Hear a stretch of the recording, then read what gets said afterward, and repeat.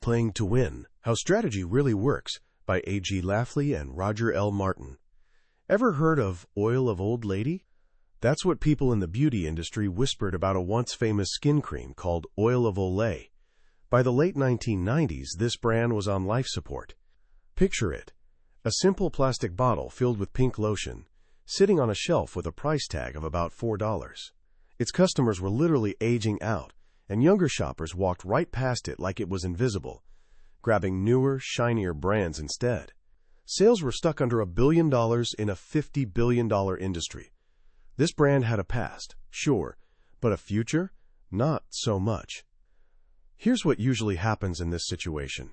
Most companies either let the brand die a slow, quiet death, or they keep doing exactly what they've always done, just working harder and somehow expecting different results. But the leaders at Procter Gamble, the folks who owned Olay, decided to take a different path. They started asking simple but powerful questions. And you know what? The answers didn't just save the brand, they completely transformed it. That fading Oil of Old Lady became a $2.5 billion powerhouse, a global leader that completely redefined its market. So how did they pull this off? It wasn't magic or luck, it was strategy. And that's exactly what we're diving into today. We're exploring an incredible book called Playing to Win, How Strategy Really Works, written by A.G. Lafley, the actual person who led that amazing turnaround at Procter Gamble, and his trusted advisor, Roger L. Martin, one of the sharpest strategic minds out there. Now, I get it. Strategy sounds like one of those words that belongs in corporate boardrooms, with people in expensive suits staring at complicated charts. But stick with me here, because by the end of our time together, you'll see that word in a completely different light. Lafley and Martin have done something pretty remarkable. They've taken this big, intimidating concept and distilled it down to its powerful, simple essence. They show us that strategy isn't about creating a massive 100-page plan. It's not about having some vague vision statement. Strategy is actually about making choices. Clear, tough, deliberate choices designed to do one thing: help you win. This isn't just a book for business executives. It's a playbook for anyone who wants to succeed in a competitive world. Whether you're leading a team, building a career, or just trying to achieve a personal goal that matters to you, the 5 simple questions from this book will give you a framework for victory. So get comfortable and let's explore how strategy really works. Let me ask you something. When you hear the word strategy, what pops into your head? For most people, it's pretty fuzzy. We constantly confuse it with other things. Some leaders think strategy is a vision, like a big inspiring statement such as "we want to be the best." But that's not strategy. That's a dream.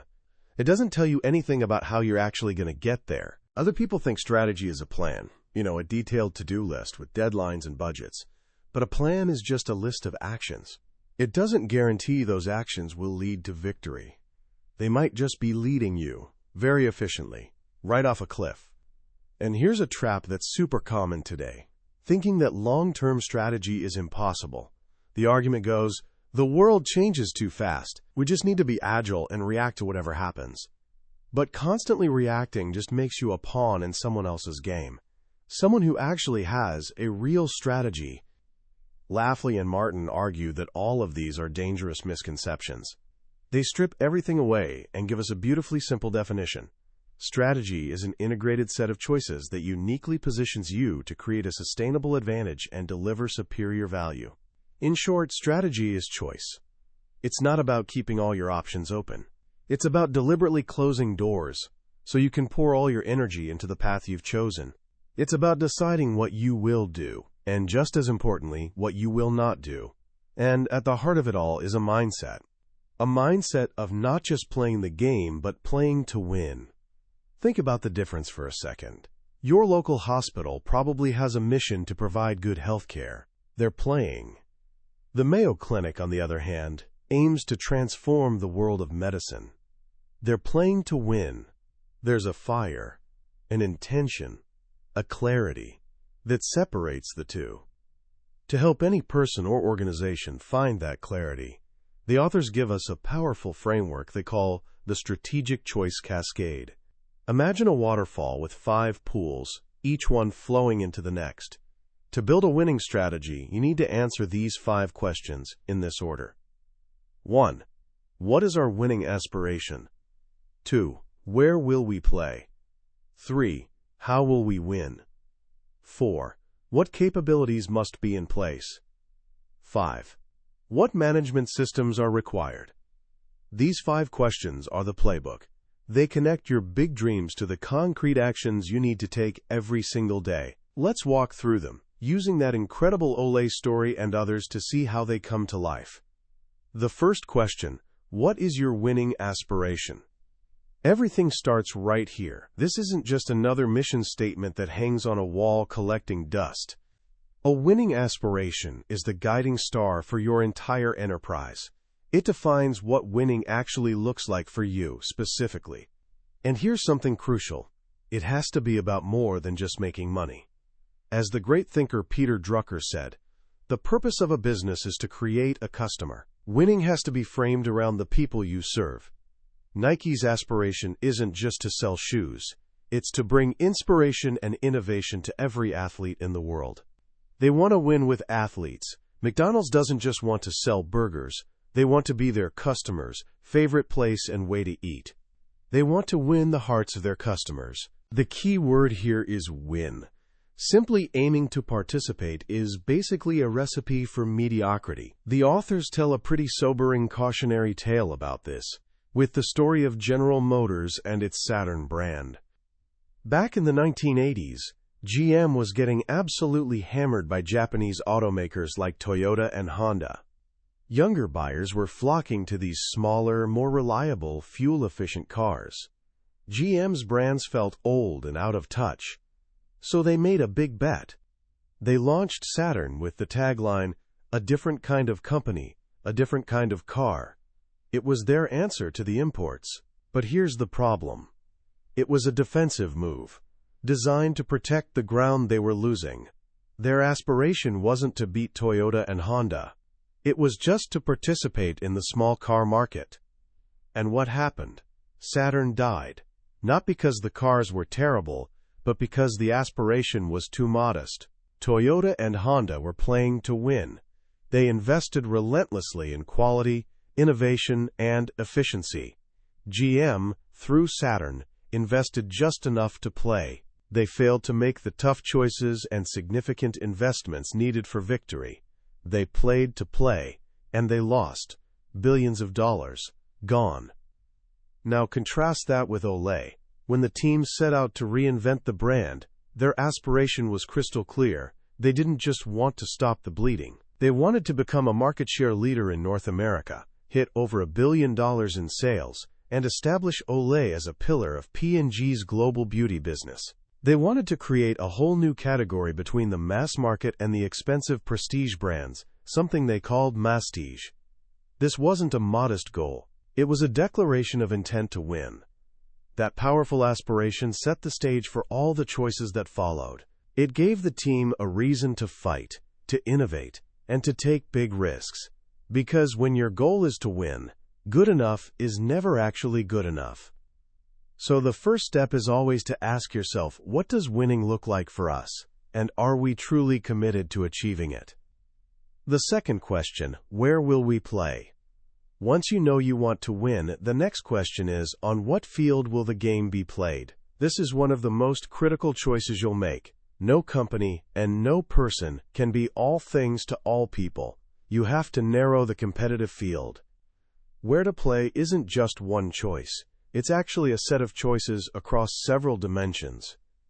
Geography. Which countries or regions will you compete in? Product. What products or services will you offer? Consumer segment. Which groups of consumers will you target? At what price?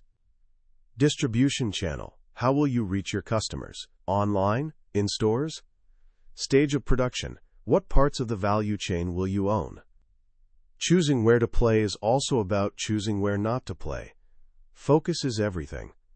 Let's look at a brand we all know, Bounty Paper Towels. For decades, Bounty was a huge success with its famous tagline, "The quicker, picker-upper." But by the late 1990s, the business was struggling. P&G had tried to take Bounty global, buying up brands and factories all over the world. But the paper towel market in Europe and Asia turned out to be a mess, a low-profit commodity business dominated by store brands. The global expansion was draining cash and distracting from the core business. The new leader of the division, a guy named Charlie Pierce, made a tough choice. He decided P&G would stop trying to play everywhere. The new where-to-play choice for geography was simple and focused: North America. That's where the brand was strong, where the market was profitable, and where P&G had a real chance to win. They would sell off their assets in the rest of the world. But the choices didn't stop there. They dug deeper into the consumer. They realized that not all paper towel users are the same. Through careful research, they found 3 distinct segments. 1. The strength and absorbency group. These were the classic Bounty lovers. For them, Bounty was already winning, with something like an 80% market share. 2. The softness group. These people wanted a paper towel that felt like cloth. Strength wasn't their main concern. 3. The value group. These consumers were price-sensitive, but they still cared about strength. They hated cheap towels that fell apart. For years, Bounty had only been playing for that first group. Now they made a new where-to-play choice. They decided to compete for all 3 segments, but not with one product. They created 3. Bounty the Classic, for the strength and absorbency crowd. Bounty Extra Soft, a new product for the softness seekers. Bounty Basic, a lower-priced but still strong towel for the value-conscious group. This was a brilliant move. By clearly defining where they would play, North America and across these 3 specific consumer segments, they were able to refocus their innovation and marketing, turning a struggling business into a powerful growth engine. Now let's go back to Olay. The team faced a huge where-to-play decision. Should they try to compete in the high-end department stores like Macy's, where brands like Estée Lauder and Clinique lived? That's where the prestige was. But P&G had almost no experience or influence in that channel. Their strength was with mass retailers like Walmart, Target, and Walgreens. So they made a courageous choice. They decided to play on their home turf, the mass channel. But they wouldn't play the old game. They would create a new game. They chose to play in a mass-age segment that didn't even exist yet, bridging the gap between mass and prestige. And who would they play for? They noticed a huge, underserved consumer segment. The industry was focused on women over 50 who were fighting deep wrinkles. But the Olay team found a, quote, point of entry with women in their mid-30s who were just starting to notice the first signs of aging. At this age, women become much more committed to a skincare regimen and are willing to pay for quality. These were the consumers Olay needed. By choosing this specific playing field, mass retailers, the new masstige segment, and women in their mid-30s and up, Olay set the boundaries for its battle. They knew exactly where they were going to fight, and where they weren't. This focus was the foundation of their victory. The third question, how will we win? This is the heart of strategy. If where to play defines the playing field, how to win is your game plan for dominating on that field. These 2 choices are deeply intertwined. Your how to win must be tailored to your where to play. The book explains, borrowing from the legendary Michael Porter, that there are fundamentally only 2 ways to win. You can have a cost leadership advantage or a differentiation advantage. Cost leadership is about having a lower cost structure than your competitors. This allows you to offer a comparable product at a lower price and still make a healthy profit. Think of a company like Walmart. Their entire system is built around relentless cost reduction, which they pass on to customers in the form of everyday low prices. Differentiation, on the other hand, is about providing something unique that customers are willing to pay more for. This isn't just about the product itself. It can be about brand, design, customer service, or quality. A differentiator creates so much value that the cost becomes secondary. Think of Apple. People happily pay a premium for an iPhone, not because it's the cheapest, but because of its design, user experience, and the power of the Apple brand. Most of P&G's brands, including Olay, are differentiators. Their how-to-win choice is almost always based on creating a superior, differentiated product and building a powerful brand around it. For Olay to win on its chosen prestige playing field, it needed a multi-part game plan. First, they had to win on product. P&G's scientists developed a new formula called Vita-niacin that didn't just fight wrinkles. It fought what they famously called, quote, the 7 signs of aging. This was a genuinely better product, superior not just to other mass-market creams, but to some of the expensive department store brands as well. Second, they had to win the perception battle. They couldn't just have a better product. People had to believe it was better. This meant a total transformation of the brand's image. Packaging. The simple plastic bottle was replaced with a sleek, elegant pump that looked impressive on a bathroom counter. Advertising. They started advertising in the same high-fashion magazines as the prestige brands, putting Olay in the same mental category for consumers. Credentialing. They opened their labs to dermatologists and beauty editors, getting endorsements from trusted experts. They published independent tests showing Olay performed, as well as creams costing hundreds of dollars more. But the most fascinating part of their how-to-win strategy was the pricing. They knew that in beauty, price sends a powerful signal about quality. Too low, and no one would believe their claims of superiority. Too high, and they'd scare off their mass-market shoppers.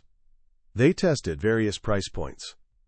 At $12.99, they got a good response, but mostly from existing mass shoppers. It wasn't enough to attract the prestige buyer. At $15.99, purchase intent dropped sharply. It was a no-man's land, too expensive for mass shoppers, but still too cheap to be credible for prestige shoppers. Then they tested $18.99, and something amazing happened. Purchase intent shot way up. This was the magic number. For a prestige shopper used to spending $30 or more, $18.99 was a fantastic value. For a mass shopper, it signaled that this product must be something truly special.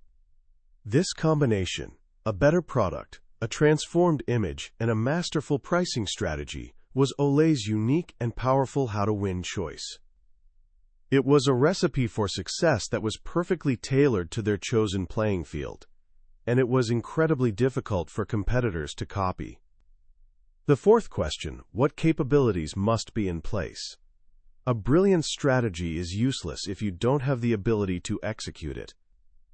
The fourth question forces you to get real about what you need to be good at to bring your where to play and how to win choices to life. These are your core capabilities. And here's something crucial. Competitive advantage rarely comes from a single capability. It comes from a system of reinforcing activities that work together, making the whole greater than the sum of its parts. The authors identify 5 core capabilities that have been the engine of P&G's success for decades. Think of these as reinforcing rods that run through the entire company, making every brand stronger. 1. Deep consumer understanding. This is P&G's lifeblood. They're obsessed with knowing their consumers better than anyone else, uncovering needs people don't even know they have. 2. Innovation. This isn't just about creating new molecules in a lab. It's about innovating across the board, in products, packaging, business models, and marketing. 3. Brand building. P&G is arguably the best brand building company in the world. They know how to create brands that connect with consumers on an emotional level and last for generations. 4. Go-to-market ability. This is their ability to work with retailers like Walmart and Tesco to get their products on the shelf in the right way at the right time, creating value for both P&G and the retailer. 5. Global scale. P&G's immense size allows them to do things other companies can't. They can buy raw materials more cheaply, run global advertising campaigns, and leverage learnings from one country to another. Let's see how Olay leveraged these corporate capabilities and built its own. They started with deep consumer understanding to identify that key point-of-entry segment of women in their mid-30s. They didn't just guess. They did the hard work of research. They used their world-class innovation capabilities to develop the superior product with Vita niacin. They drew on decades of brand-building expertise to craft the 7 signs of aging message and completely reposition the brand from old-fashioned to cutting-edge. And they leveraged their powerful go-to-market relationships with mass retailers to create the new masstige space in stores, with special displays that made Olay feel like a premium experience. This system of capabilities, all working in concert, was the engine that powered Olay's How to Win choice. A strategy is only as strong as the capabilities that support it, so you must be honest with yourself. What must we be truly great at to win, and how will we build and sustain those strengths? The 5th question: what management systems are required? This is the final and often most neglected piece of the puzzle. You can have a brilliant strategy and the right capabilities, but if your day-to-day operations aren't aligned, it will all fall apart. Management systems are the structures, processes, and measures that support and reinforce your strategic choices. They make the strategy real. These systems ensure that the strategy is communicated, that people are trained to deliver on it, and that progress is measured. For Olay, this meant building a whole new set of supporting systems. They created a new organizational structure, where one team focused on current products, while another was already designing the next generation, ensuring a constant pipeline of innovation. They developed, quote, technical marketers who could speak credibly to both scientists and beauty editors. They set up detailed tracking systems to measure consumer response to every element of the new strategy, from the packaging to the advertising. At the broader company level, P&G itself had to evolve its management systems to support a culture of strategic thinking. Under A.G. Lafley's leadership, the old, dreaded strategy reviews, which were really just budget negotiations in disguise, were transformed. They became true dialogues. Instead of huge presentations designed to defend a position, leaders would send out short memos in advance, outlining their key strategic challenges. The meetings themselves were conversations, focused on just a few critical issues. The goal wasn't to get out alive, as the old culture dictated. It was to collaborate, to ask tough questions, and to make better choices together. The goal was to build strategy muscles throughout the organization. Another key system is measurement. You have to measure what matters. For years, in the diaper business, P&G's primary measure of success was absorbency. The diaper that could hold the most liquid was, by definition, the best. But moms didn't see it that way. They cared about fit, comfort, and how the diaper looked on their baby. The old measurement system was blinding P&G to what consumers truly valued. They had to create new measures, like a weighted purchase intent score that captured the holistic experience, not just one technical attribute. Your management systems, how you hold meetings, how you measure success, how you communicate, are not just administrative details. They're the tools that bring your strategy to life, or, if misaligned, quietly kill it. And so the 5 questions of the cascade are complete, from a high-level aspiration to win, down to the very systems that measure your daily progress. When these 5 choices are aligned and integrated, they create a powerful, self-reinforcing engine for success. This was the playbook that turned Olay from a relic into a titan, and it's the same playbook that can help any organization or any individual chart a course to victory. When you finish a book like Playing to Win, you realize that the most profound ideas are often the simplest. Lafley and Martin didn't invent some incredibly complex secret formula. What they did was provide a language and a framework for something that should be common sense, but rarely is: the discipline of making clear choices. The true power of this book, for me, lies in its insistence that strategy is not the domain of a select few geniuses in a corner office. It's a way of thinking that can and should exist at every level of an organization. The person leading the company makes strategic choices about which countries to operate in. A brand manager makes strategic choices about which consumer to target. A salesperson on the shop floor makes strategic choices about how to interact with different types of customers. Each one is answering the same 5 questions, just at a different scale. The framework is universal because life is a series of choices. Think about your own goals. Let's say you want to get into a top university. What is your winning aspiration? It's not just to get into a good college. A winning aspiration is to, quote, earn a place at one of my top 3 dream schools, positioning myself for a future I'm passionate about. See the difference? It's specific, and it's motivating. Where will you play? You can't be everything to everyone. You choose to play in the field of academically driven students with a unique spike in a specific area, like robotics or creative writing. You choose not to play as the all-around athlete or the social leader if that's not your strength. How will you win? Your game plan is differentiation. You'll win by building a narrative around that unique spike, supported by top grades, deep project work, and a compelling application essay that no one else could write. What capabilities do you need? You need the capability to manage your time effectively, to write persuasively, and to go deep in your chosen field. What management systems will you use? That's your weekly study schedule, your system for tracking application deadlines, and your practice of getting feedback on your essays from a trusted teacher. Suddenly, a big, scary goal becomes a series of clear, manageable choices. You're no longer just hoping for the best, you're executing a strategy. This is the gift of playing to win. It demystifies success. It shows that winning is not an accident. It is the result of a deliberate, thoughtful, and courageous process of choice. If I were to leave you with one practical action from this book, it would be this. Identify one important goal in your life right now.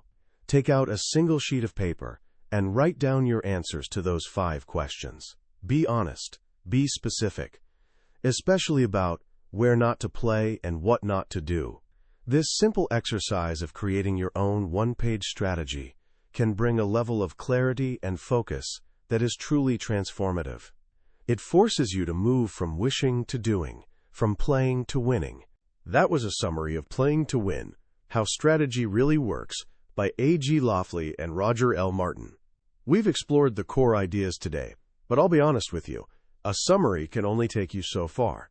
The real magic happens when you hold the book in your hands. It's in the quiet moments when a particular story or a simple phrase connects with your own challenges in a way you didn't expect. This summary is designed to help you decide if this book is worth your time and attention. If anything we've talked about today has sparked a new idea or brought a little more clarity to your own goals, I encourage you to grab a copy. Reading it isn't just about learning business theory. It's an experience that can genuinely change the way you make choices in every part of your life. The link to the book is in the description below. Also, if you found this summary valuable and it gave you something to think about, I'd be so grateful if you would hit that like button and subscribe to the channel. It lets me know that we're on the right track, and it ensures you won't miss our next journey into another life-changing book. Let's keep learning and growing together.